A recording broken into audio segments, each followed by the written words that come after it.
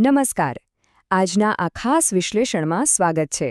આજે આપણે એક એવા વિષય પર વાત કરવાના છીએ જે આપણા સૌના ભવિષ્ય સાથે જોડાયેલો છે, અને તે છે આગામી 2027ની જનગણના. મોટાભાગે એવું જ માનવામાં આવે છે કે વસ્તી ગણતરી એટલે માત્ર લોકોના માથા ગણવા, બરાબર ને? પણ હકીકતમાં કોઈ પણ દેશ પોતાના નાગરિકોના જીવન ધોરણને કેવી રીતે માપે છે તેનું આ એક જીવંત ઉદાહરણ છે. આ માત્ર આંકડાઓની રમત નથી, આ તો ભવિષ્યના વિકાસનો સૌથી મજબૂત પાયો છે. હવે અહીં જે સત્તાવાર લોગો છે તેની નીચે લખેલો મુદ્રાલેખ જરા ધ્યાનથી જુઓ. જનગણના સે જનકલ્યાણ. આ કોઈ સામાન્ય સ્લોગન નથી હો.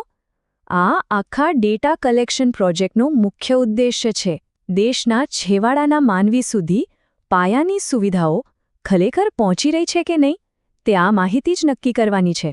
તો ચલો ફટાફટ જોઈ લઈએ કે આ ચર્ચામાં આપણે કયા કયા મુદ્દાઓ કવર કરવાના છીએ. આપણે એક નજરમાં 2027ની જનગણના, ઘરગથ્થુ સુવિધાઓ, પીવાના પાણીનો સ્ત્રોત અને અંતર, શૌચાલયની સ્થિતિ અને ડેટા દ્વારા વિકાસ, આ બધા જ મુદ્દાઓ પર વાત કરીશું. આ બધું સાંભળવામાં કદાચ રોજેરોજની સામાન્ય વાતો લાગે, પણ એ ભવિષ્યના ઇન્ફ્રાસ્ટ્રક્ચર માટે કેવી રીતે બ્લુપ્રિન્ટ બને છે તે સમજવું ખરેખર રોમાંચક છે. શરૂઆત કરીએ આપણા પહેલા વિભાગથી, એક નજરમાં જનગણના 2027. જો મોટા પાયે જોઈએ તો સમજાય કે આ ઘરોની યાદી બનાવવાની પ્રક્રિયા ખરેખર કેટલી વિશાળ છે. આ માહિતીનો વ્યાપ જુઓ. તેમાં A થી H સુધીના 8 અલગ અલગ વિભાગો છે. વિભાગ એમાં ઓળખની વિગતો પૂછાય છે, તો છેક વિભાગ Hમાં સંપર્કની વિગતો આવે છે. કલ્પના કરો, મકાનની દિવાલો અને છતમાં કયું મટીરિયલ વપરાયું છે ત્યાંથી લઈને કુટુંબ કયું અનાજ સૌથી વધુ ખાય છે, દરેક નાની નાની વસ્તુને અહીં ઝીણવટપૂર્વક આવરી લેવામાં આવી છે. છે ને અદ્ભુત? ચાલો હવે બીજા વિભાગ પર જઈએ, જે છે ઘરગથ્થુ સુવિધાઓનું નિરીક્ષણ. આ જોતાં જ ખ્યાલ આવી જાય કે દૈનિક જીવનની સુવિધાઓનું ટ્રેકિંગ હવે કેટલું આધુનિક થઈ ગયું છે. કાગળ અને પેનનો જમાનો હવે ધીમે ધીમે પાછળ છૂટી રહ્યો છે.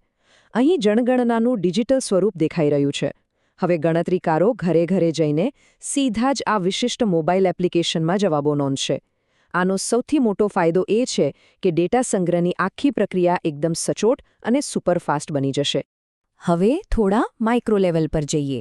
આપણો ત્રીજો વિભાગ છે પીવાના પાણીનો મુખ્ય સ્ત્રોત. પ્રશ્નાવલીના પ્રશ્ન નંબર 17માં પીવાના પાણીના અલગ અલગ સ્ત્રોતોનું ડીપ એનાલિસિસ કરવામાં આવે છે. અહીં મુખ્ય વાત છે આ બે કોડ્સ વચ્ચેનો તફાવત સમજવાની. જુઓ, કોડ 1 એટલે કે વોટર ટ્રીટમેન્ટ પ્લાન્ટમાંથી આવતું શુદ્ધ નળનું પાણી, પણ બીજી તરફ કોડ 2 છે જે શુદ્ધ કર્યા વગરનું પાણી દર્શાવે છે. હવે ભલેને ઘરે પાણી લાવીને તેને ઉકાળવામાં આવે કે ફિલ્ટર કરાય, પણ જો મૂળ સપ્લાય શુદ્ધ કર્યા વિનાનો હોય તો તે કોડ 2 જ ગણાશે. આ નાનકડો તફાવત જ ભવિષ્યમાં સરકારને એ નક્કી કરવામાં મદદ કરે છે કે નવા જળ શુદ્ધિકરણ પ્લાન્ટ કયા વિસ્તારોમાં નાખવાની તાતી જરૂર છે. અને આ કોડિંગ સિસ્ટમ અહીં જ નથી અટકતી. આગળ જોઈએ તો બે સાવ અલગ પ્રકારના સ્ત્રોતો જોવા મળે છે.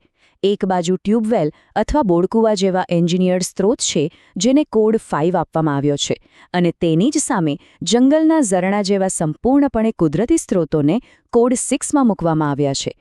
આ ડેટા જમીન સ્તરની વાસ્તવિકતાનો સ્પષ્ટ ચિતાર આપે છે. ચાલો હવે આગળના એટલે કે ચોથા વિભાગ તરફ વળીએ. પાણી માટેનું અંતર. માત્ર પાણી ક્યાંથી આવે છે એ જાણવું પૂરતું નથી, પણ એ પાણી ઘરથી કેટલું દૂર છે એ પણ એટલું જ મહત્વનું છે. અહીં એક ખૂબ જ રસપ્રદ ભૌગોલિક તફાવત જોવા મળે છે.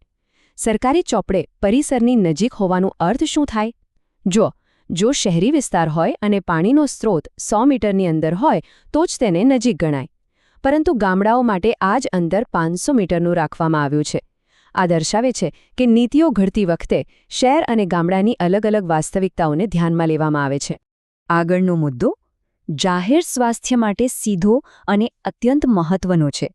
આપણો પાંચમો વિભાગ છે સ્વચ્છતા અને શૌચાલય. પ્રશ્ન નંબર 20 અને 21માં સ્વચ્છતાનો ખૂબ ડીપ એનાલિસિસ કરવામાં આવ્યું છે. ચાલો સમજીએ કે આનું ટ્રેકિંગ કેવી રીતે થાય છે. ધારો કે કોઈ પરિવાર અન્ય પરિવારો સાથે શૌચાલય શેર કરે છે તો તેને કોડ 2 અપાય છે. જો તેઓ જાહેર શૌચાલય વાપરતા હોય તો કોડ 3, પણ જો કોઈ જ ઇન્ફ્રાસ્ટ્રક્ચર ના હોય અને લોકો ખુલ્લા મેદાનો કે રેલવે ટ્રેકનો ઉપયોગ કરવા મજબૂર હોય તો તેને કોડ 4માં નોંધવામાં આવે છે. આ આંકડાઓ સીધો જ અરીસો બતાવે છે કે દેશમાં કઈ જગ્યાએ સ્વચ્છતા અભિયાનને હજુ વધુ વેગ આપવાની જરૂર છે. અને વાત માત્ર શૌચાલય છે કે નહીં ત્યાં પૂરી નથી થતી. કચરાના નિકાલની સિસ્ટમ કેવી છે તેનું પણ અહીં એકદમ સચોટ વર્ગીકરણ થાય છે. પાઇપવાળી ગટર લાઇન છે કે પછી સેપ્ટિક ટાંકી એ તો નોંધાય જ છે, પણ ખાડા પદ્ધતિવાળા શૌચાલયોમાં પણ 2 ખાડા છે કે સિંગલ ખાડો અને ખાડા પર સ્લેબ ઢાંકેલો છે કે નહીં આવી ઝીણામાં ઝીણી વિગતોનું કોડિંગ થાય છે. આ લેવલનું માઇક્રો મેનેજમેન્ટ ખરેખર કમાલ છે. હવે આજના વિશ્લેષણના આપણા અંતિમ વિભાગ પર આવીએ, ડેટા દ્વારા વિકાસ.